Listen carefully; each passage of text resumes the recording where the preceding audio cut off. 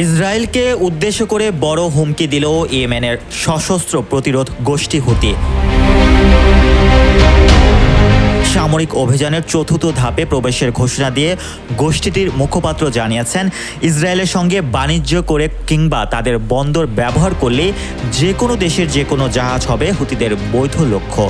Reuters হুতি সামরিক মুখপাত্রের বরাতে জানায়, এখন থেকে ইসরায়েলের সঙ্গে সংশ্লিষ্ট সব জাহাজকে তারা বৈধ লক্ষ্য হিসেবে বিবেচনা করবে।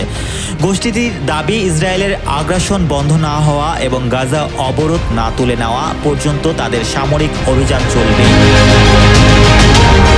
তারা জোর দিয়ে বলেছে, এই হামলার সিদ্ধান্ত নৈতিক ও মানবিক দায়বদ্ধতা থেকে নেওয়া হয়েছে। এই কারণে আমেরিকা ও দখলদার সেনাদের হামলার শিকার হয় হুতিরা, কিন্তু তাতে মোটেও দমেনি ইস্পাত দৃঢ় যোদ্ধারা। নেতানিয়াহুর নেতৃত্বে চলা আগ্রাসনের বিরুদ্ধে চোখে চোখ রেখে প্রতিরোধ গড়ে তুলেছে তারা।